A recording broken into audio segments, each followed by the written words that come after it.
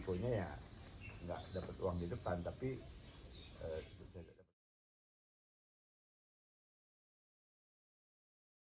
dia juga tiba-tiba mau pergi, mau balik Jakarta, ceritanya gitu. Ini tukang masak saya waktu di Jogja. Di Jakarta. dipikir mau bikin juara itu.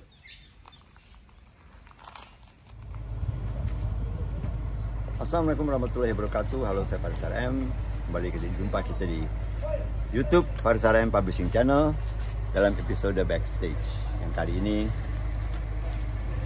melihat situasi bagaimana pentas di The Temons, ya, sebuah tempat komunitas berkesenian yang ada di Desa Temon, yang dalam bahasa Jawa artinya adalah tempat bertemu, ya, pertemuan. Ini desa yang luar biasa, ya. Saya sempat nginap semalam di sini, dan di sini pula saya pentas di pendopo di belakang sana dengan background persawahan yang sangat natural sekali, sangat alami sekali. Dan buat saya ini adalah pengalaman yang unik, yang menarik, dan juga sebetulnya pentasnya bukan pentas yang pentas yang live concert, enggak gitu, tapi pentas yang lebih bersifat ya temon tadi, pertemuan gitu ya, bertemu dengan sahabat-sahabat dari manapun ya di Indonesia, terutama banyak datang dari luar kota juga, dan juga tentu saja dari Jogja.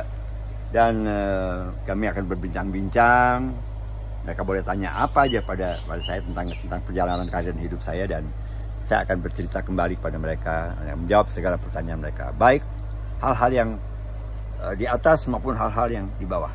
Saya tidak akan membatasi, dan saya mengangkat barikade agar tidak seperti pentas. Makanya kami melakukannya dengan cara lesehan, duduk-duduk, ngobrol sebagai sahabat gitu. Jadi selamat mengikuti Backstage dari The Temons di Sleman, Yogyakarta.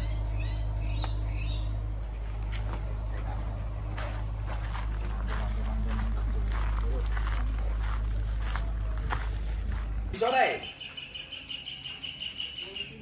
Iya, pinggir-pinggir kono kan aku nonton ada di shot barang. Iki mlebu ngono nek, Bro.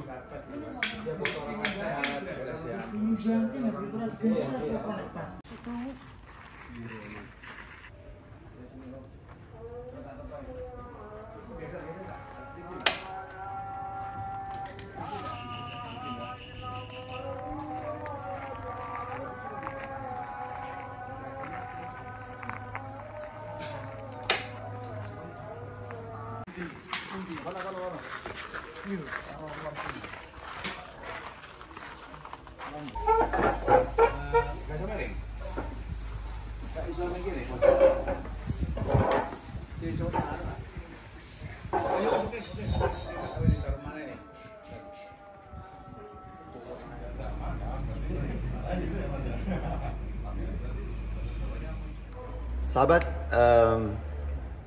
pengelola atau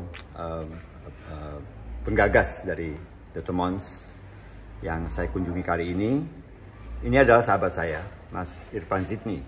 Dan Mas Irfan ini punya hobi yang unik, yaitu mengkoleksi. Dan yang minta ampun, beliau punya koleksi yang ya PH vinil saya, yang bahkan saya sendiri nggak pernah tahu itu ada.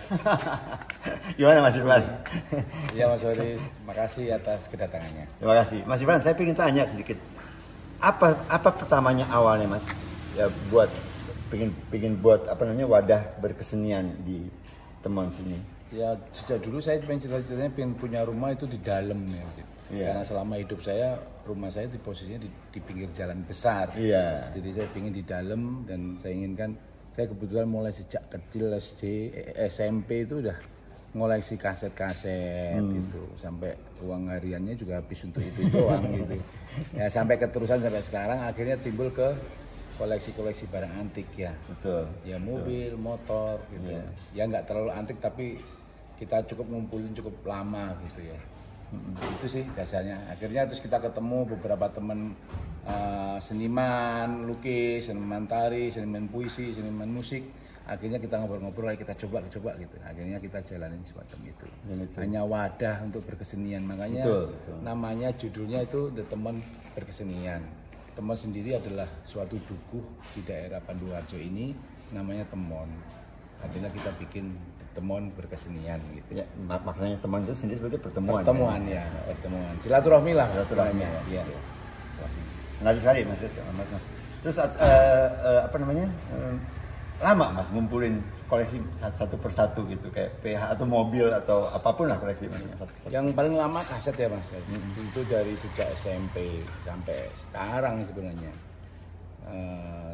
Terus kita masuk ke CD, terus akhirnya balik lagi ke PH yang dulu kita nggak terlalu fokus ke PH, akhirnya kita cari terus PH itu sampai sekarang.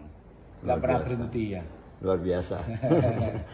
Ya radio itu kita dapat dari beberapa tempat. Salah satu yang paling besar ada satu pengumpul radio yang saya ambil itu ada hampir ratusan radio ya. Yang dari situ ada yang rusak, ada yang enggak.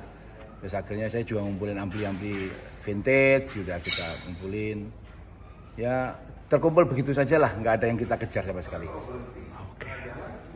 Dan mulai kapan Mas mengagas beberapa live concert? Saya dengar di sini pernah tampil itu di Wiki ya, pernah Wiki Darmawan, terus ada kemarin Andra juga saya sendiri menyaksikan Andra. Kemudian saya sendiri dengan simfoni dan kali ini saya sendiri juga akan tampil dengan konsep yang berbeda. Bagaimana cara Mas Irfan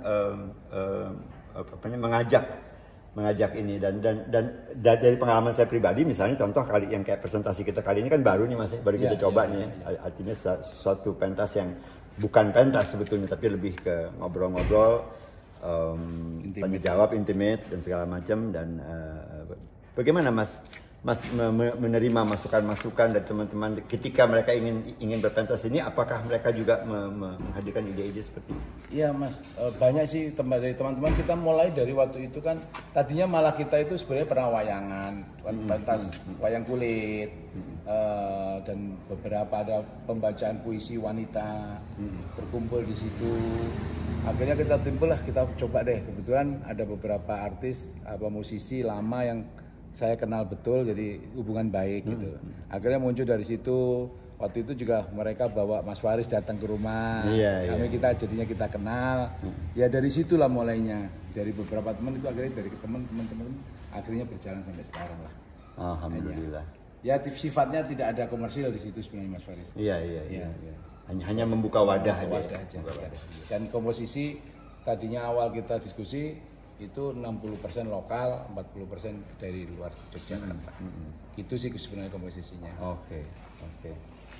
Ya begitulah sahabat, menarik sekali ya gagasan Mas Irfan dan saya pribadi sebagai seorang pemusik merasakan banget gitu bahwa ajakan untuk berkesenian di Temon sini bukan sekedar ajakan untuk berpentas atau apa, tapi ajakan untuk bersilaturahmi juga gitu dengan komunitas baik di lingkungan dekat maupun di lingkungan penggemar musik nasional khususnya kalau di bidang saya gitu. Jadi buat saya adalah kehadiran di Temon ini selalu istimewa dan saya berharap masa yang akan datang saya juga akan bisa kembali hadir dengan konsep-konsep yang selama ini saya presentasikan sebagai seorang pemusik di Indonesia gitu Mas. Terima kasih banyak Mas Irfan. Terima kasih Mas Aris.